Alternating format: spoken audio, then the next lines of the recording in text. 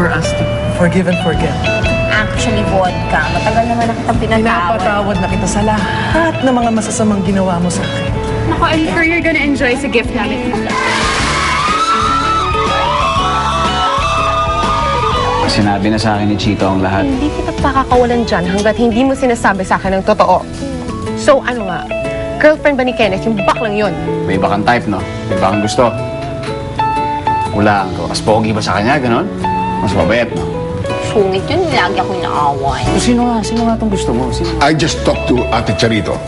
Eh sinabi daw ng friends ni Nikki sa kanya, Hindi na matutuloy ang kasal namin ni Ramon. What? Cheers! hindi na daw tuloy ang kasal.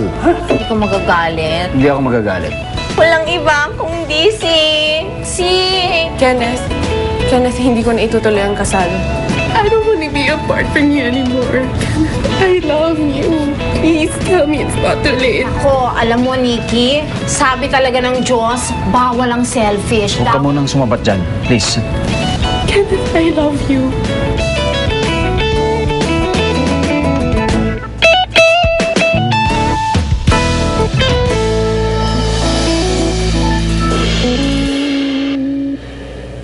Alam mo, Mama, we really had a good show kanina. Di ba, girl?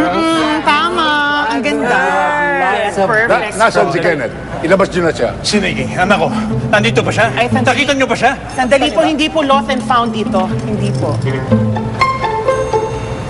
Well, what can I do for you? Nasaan si Kenneth? Kailangan namin siyang makausap. What's this all about? Umalis si Nikki sa bridal shower niya. At malaki ang hinala namin na dito siya pumunta.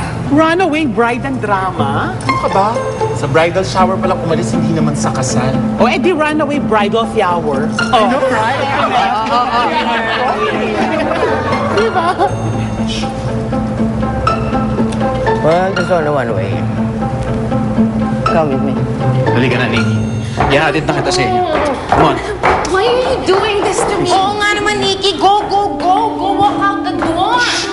Pwede ba? Don't do this to me, Kenneth. Stop pushing me away. Alam ko, mahal mo pa rin ako. I know deep inside my heart that you still love me. Di ganun kadali yun, Nikki. Paano? Ikakasal kayo ni Kuya. No, Kenneth. Buo ng desisyon ko. Kahit anong mangyari, hindi ako magpapakasal kay Ramon. Anong sabi mo?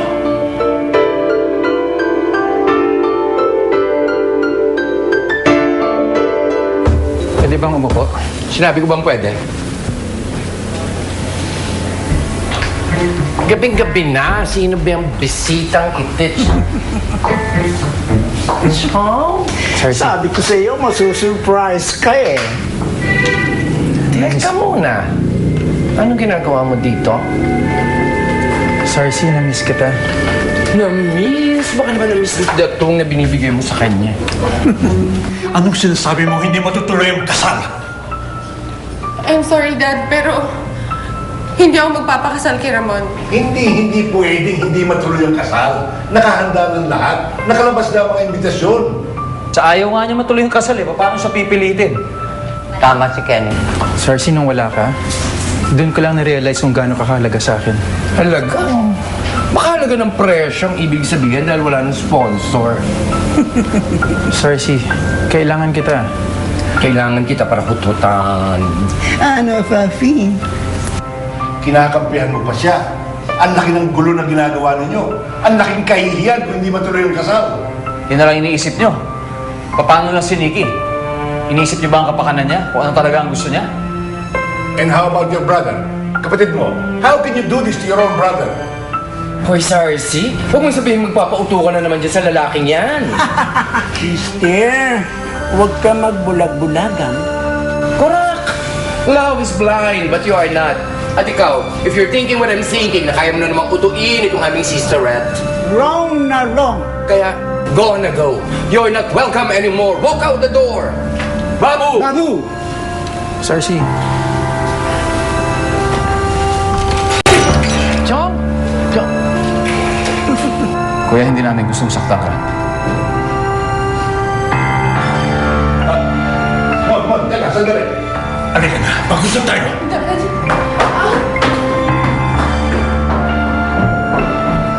Kenneth, sandali. Hayaan mo na mag-usap yung mag-ama. Okay?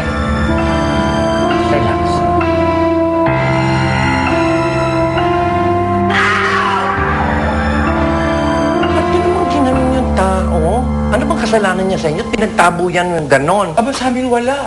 Pero sa'yo marami. O tuluyan ka na bang nagka-amnesia kaya hindi mo naaalala?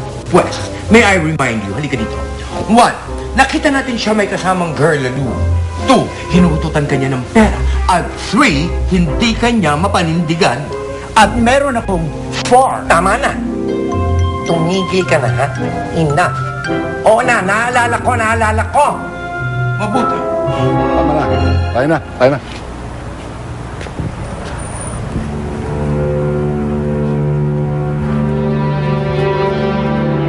Kuya, Ano? Masaya ka na? Sinisira mo ang buhay ng kapatid mo? hindi naman ho namin sinasadya eh. Hindi mo sinasadya. Inaagaw mo yung babaeng pakakasalan niya, hindi mo sinasadya. Kailan at kailan, wala ka nang ginawang matino.